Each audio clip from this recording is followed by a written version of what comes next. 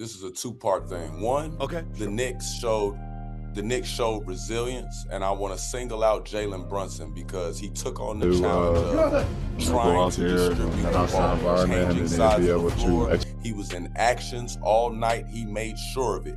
He sprayed to the corners, even though they weren't making. He still continued to add confidence to his whole ball club, and I love that floor game from him because even in the second quarter, what was he at 17 in the second quarter? That's right. Even when he had to really start pushing on that gas to really keep them within striking distance, well, whatever he could do. He was just trying to keep his team afloat. Game in a playoff series going. does take Mike on a Brown life had of to its keep own. funneling What's with required that night to different win? lineups, but his floor game and his ability to say, I believe in y'all, but if y'all need it, you know I got it for you. That was one factor, right? The second factor is I think that De'Aaron Fox, it sucks because I have to single him out because the rest of his team is even younger. That's the mission. He's still young. No, that's the mission. But The mission is the rest of his team is very, very young. And in these moments, they threw him the ball and they looked for him to lead them. And he was not prepared for the moment. I'm not going to say he was scared. He was not prepared.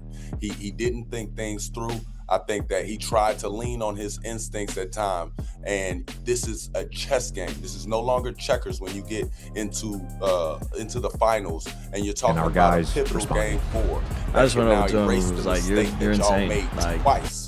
Twice at home. This now shows an immaturity that I think the Knicks see, that if any games are close, the Knicks now feel like it's their game to win, because if they're not plus 10, plus 15 with 2 minutes left, I just can't see San Antonio putting together a string of stops, being able to have 3 stops in a row. The Knicks continually did, and that's how you cut down in the league. All San Antonio had to do was string maybe 2 series of 3 stops in a row, and this game is over. It's one for the books. I'm very disappointed in what I saw out of the guard play. I saw Stephon Castle and our guys responded. I just went over to him and was like, you're insane. Defer to De'Aaron Fox, as they should in a moment like this, that you feel like it's slipping away. Let me get it to our max guy. And, it was just a disappointing. Yeah, a disappointing performance out of him. And that's my man. That's my guy. Had a great year with 7. Captain Clutch, 15 fourth quarter points. On this one here, he might not even want to look at the tape. You don't even want to look at this film. Just pack it up. Let's get to San Antonio. De'Aaron Fox has been an all-star caliber player. We saw how he performed in the playoffs against Golden State when they won 7 games and then took Steph dropping 50 to take him down. We've seen this brother put forth big-time performances in the postseason. We know he can ball, but last night missed 10 of his 16 shots at 38%, missed 4 of his 5 shots in the fourth quarter. And here was the thing. All 4 of his turnovers for the game, Iman, occurred in the last 17 minutes. All 4 turnovers occurred in the last 17 minutes. And so he Here is Castle. Hey, Castle! First take this morning. And we were debating about it because he was not putting it on De'Aaron. He was putting it on Wemby. And he picked up the phone because I challenged him and I told him, I said, yo, point guards, they know.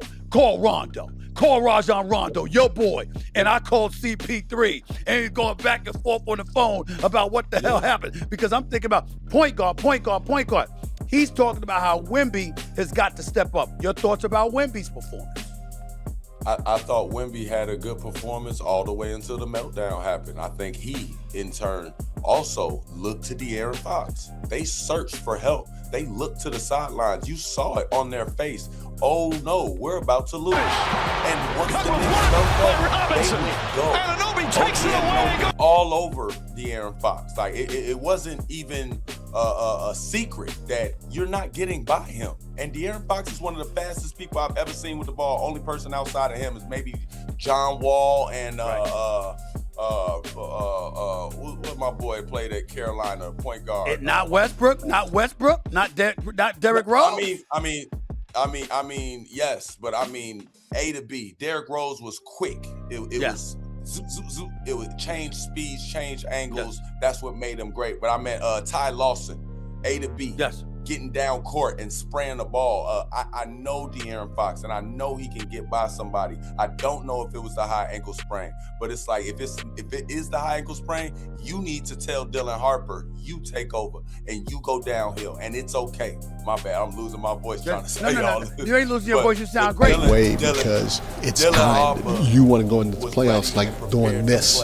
But they felt like that moment was for their max player, and I have to respect that.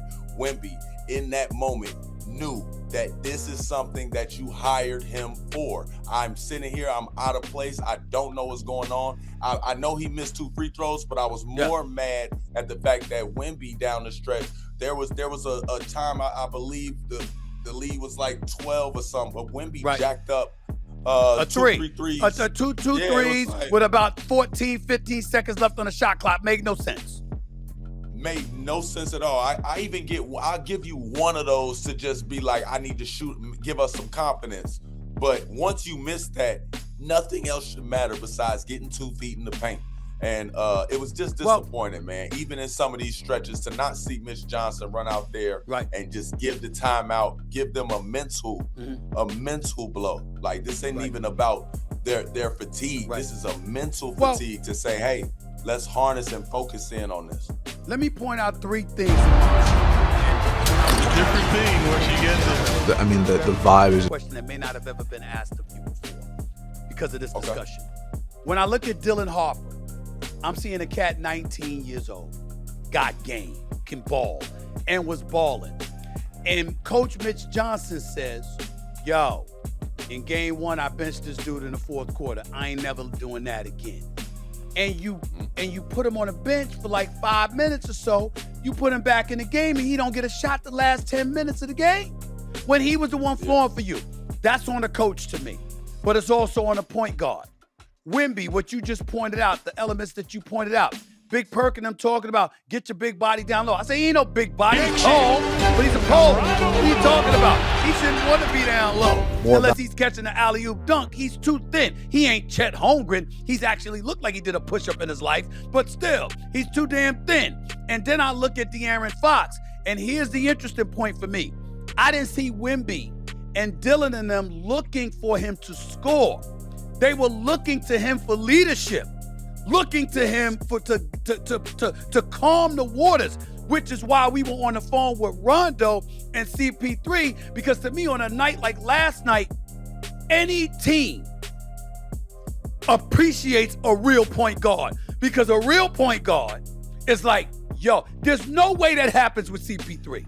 There's no way that happens with Rondo, because they're going to calm it down. They're going to be like, yo, calm down. Margin of victory ever at the Mile High City. Every game, don't shoot no damn shots with more than 10 seconds left on the shot. So I ask you this question. You won a championship with LeBron and Kyrie and those boys. Yes, I did. We look at Kyrie as this marvelous ball handler, this marvelous scorer, because he is a magician, right? Was he that kind of point guard too, that could calm the waters if necessary, that y'all look to for that? Or did you just look to him for a bucket?